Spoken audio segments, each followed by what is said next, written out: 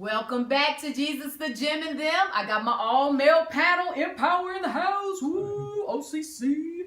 All right, so now I want to ask the men a question about, this is just one question.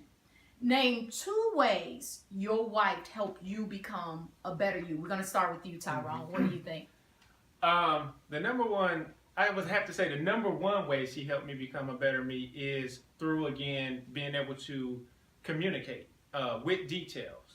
Because it not only helped me, you know, as a married man, it helped me in corporate America. It helped me in every area of my life. And what I thought was strange was actually what I needed, because I was very introverted. I didn't grow up talking a lot, you know. So to be able to communicate the way that I communicate now, and it never started out this way. This is what you see as a product of my wife. So I would say she helped me out big time with being able to communicate. That's a good one. All right. Whoever wants to go next.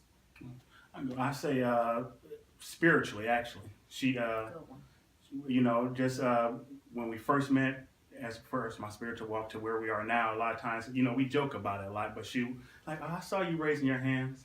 I saw a couple tears come down. You know, I saw you shouting.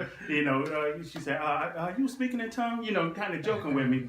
But, you know, it makes me, you know, she was there before me, you know, and we kind of talk about it. And you know, we always would talk, well, how do you know, it's genuine, you know what I mean? And I asked her about it, and she's like, well, you know, it's just there, you know what I mean? And I just naturally, you know, I'm seeing her, and I'm like, you know what? Because it's a whole different level. When y'all get on a level that's spiritual together, wow. Yeah. I mean, it's like, hey, ain't nobody stopping y'all. Can't nobody stop Ain't nobody stopping. You know, you know, I mean, in the crib, in the bedroom. Come on, bro. Wow. You know, going throughout the day. You know what I mean? Just sending, like I said, a lot of times we send scripture throughout the day, text or whatever, because, you know, like I said, you're at work, you can't talk. You know what I mean? Things like that, and it's like, you know, especially when you kind of get out of sync a little bit. And you know, you get that spiritual thing going back in order. Yep, absolutely. Ain't nothing stopping it. Nothing. That's good, Nick. Thanks for that. 3 ways your wife has helped you become a better you. Yeah, one of them was just understanding, especially early in marriage, how selfish I was. And so you learn that real quick and fast early in marriage, how selfish you are. And some of it's just not butting heads, but when you're single, you can just go get up and do what you need to do. You can go watch TV. You can get up and when you get married and now you're responsible for someone, because guys, you are responsible. You have to set down your stuff and take care of priority first.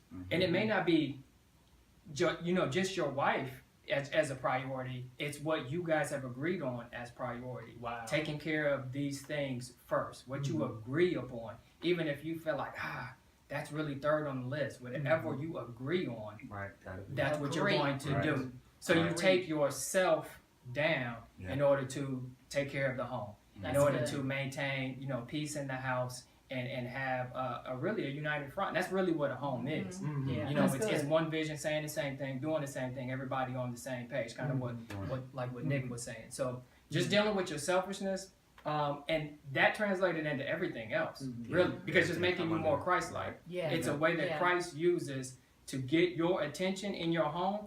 So now, if I can live like this in my home, I don't really have an issue at the church or dealing with church folks, or dealing with work folks, because now it's, you know, my life is not my own, and now I recognize it, and so that it's there. So just that immediate dealing with your selfishness and and really leading out. Beforehand, you didn't really have anything to lead. You led yourself. So now you're responsible for another person. You may be responsible for children.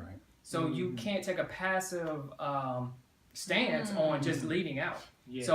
So coming into a marriage, I mean, there's just things that I'm going to do for my wife. I'm going to have to do for my wife.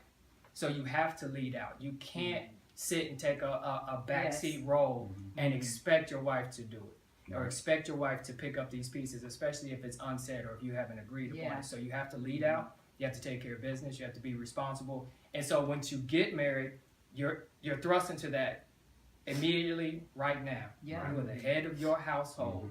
Do something with it. Ooh. Wow. You know, Wow. you may not have that plan yet. You just can't sit on it. You have to figure out, what am I going to do? And you don't always know what to do. So I sit with them. We've talked about budgets.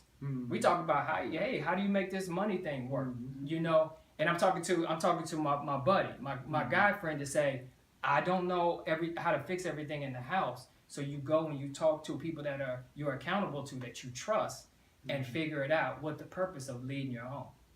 So you're not going to know it all.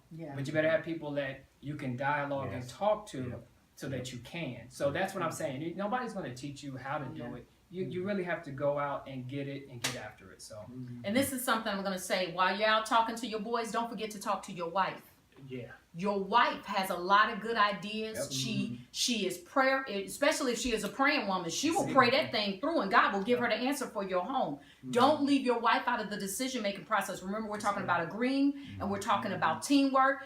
Tell your wife, you ain't got to be people think the man got to know it all. No, you don't. When you get married, it's to work as a team. Go to your wife and say, man, I really don't know how we can make some extra money. She might be like, somebody just called me to watch their kids. Wow. You think I should take it? Because that'd be like $50 extra a week.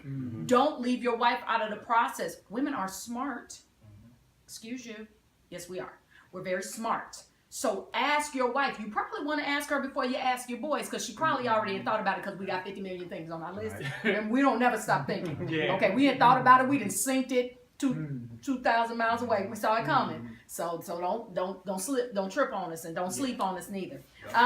This is our episode of Jesus, the Gym and Them. I want to thank these men for coming out and hanging with me. We will be back. Bye-bye.